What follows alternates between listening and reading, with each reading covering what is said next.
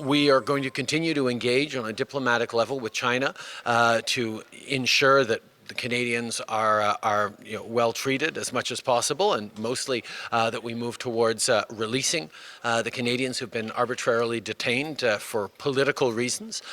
This is something that we remain very concerned about, but it's something, quite frankly, that countries around the world are concerned about. China is playing making stronger moves than it has before to try and get its own way on the world stage, and Western countries and democracies around the world are pulling together to point out that this is not something that we need to continue to allow.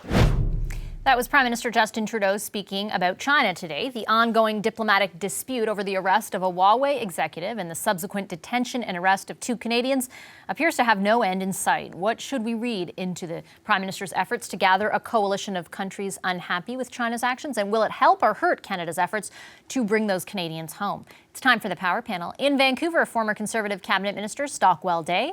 Tim Murphy, Managing Director of Macmillan Vantage, is in Toronto. And here with me in studio, political commentator and former NDP MP Françoise Boivin, and the CBC's own Evan Dyer. Hi, everybody. Nice to see you. I want to ask you about China, but that was some interesting comments from Ms. Wallach. I'll just ask you quickly, Françoise.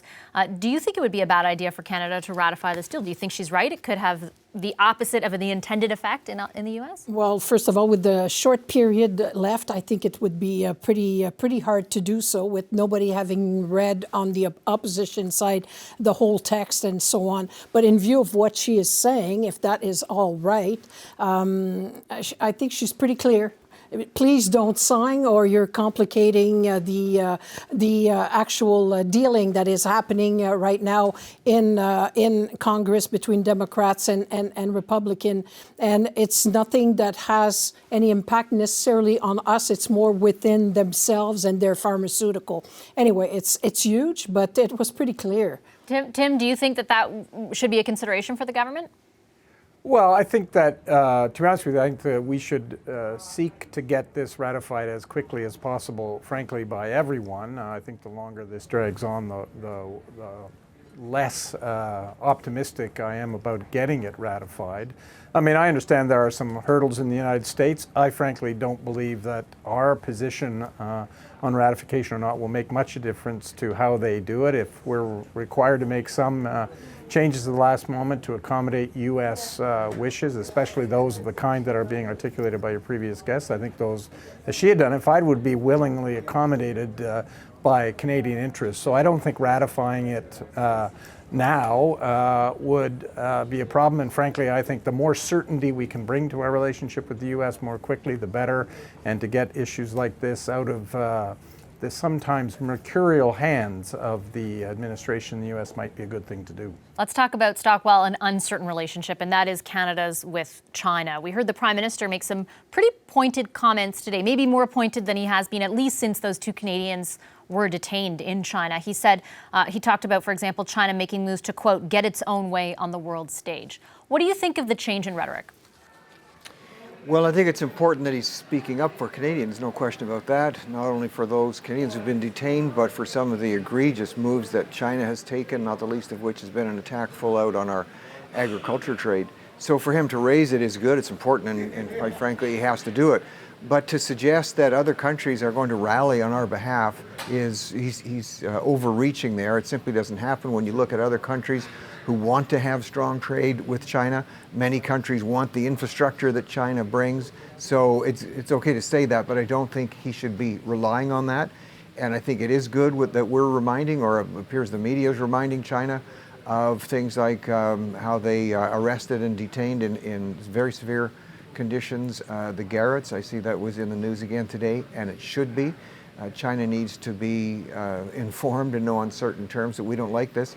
And then almost as a counter to this, I really do think, and I know a former ambassador of ours got punted for saying this, but I've said before on this show, Canada has political room to move within the rule of law in terms of political discretion with the U.S. on detaining the Huawei official. And so I don't think we should just be seen as rushing to do the U.S.'s bidding either. Neither should we be seen as carrying water for the Democrats and holding up the trade bill.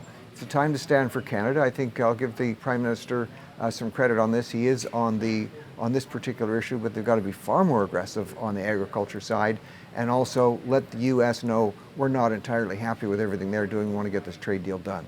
There are some Canadian parliamentarians there right now, Evan, which we found out through an interview with. I mean, they had visited it before in January, but we found out this morning Krista Freeland was on Metro Morning. She also admitted that she has repeatedly tried to get a meeting with her Chinese counterpart and been unable to do so. Yeah. We've got, for example, Rob Oliphant in China right now, along with Senator Day. What kind of impact do you think that might have? Well, I think it's not a very high-level mission if you're talking about a parliamentary secretary to a foreign minister. So we don't even know the names of the Chinese officials that they're meeting with. But I think Krista Freeland was very frank about it this morning when she went on Metro Morning, saying she's tried several times, 4 months now, to get a meeting with Wang Yi, and he won't meet with her. So it's difficult to imagine that some lower-level official meeting some parliamentary friendship group from Canada would be able to deliver any kind of a breakthrough. You know, that will happen when people at the very top of the Chinese Communist Party decide it's in their interest to release these two hostages, which is what they basically are, right? So the Chinese are going to hold them until it's convenient for them to let them go, and that will depend to a great extent on the cost and benefit analysis of how much pressure they're getting from other countries, not only Canada, and to the extent that Canada is able to recruit other countries to that cause, and then apply pressure like getting other countries, for example, to question Huawei when they look at expanding their 5G networks. You know, China will feel that pressure. So Canada has refrained from putting its own pressure. You know, I think it's a difficult decision for Canada to announce while China is still holding to hostages, which is what I call them. I mean, that's what I call them. So I think, you know, I wouldn't be surprised if the decision is already made, but it's gonna stay on ice until those two are outside of Chinese territory. As far as, Françoise, what Stockwell and Evan both referenced, and that is trying to leverage support from other countries to up the pressure. I mean, it's interesting because those efforts have been ongoing. We have seen, for example, I think Secretary Pompeo spoke about it at one point, but the course of calls has not been especially loud.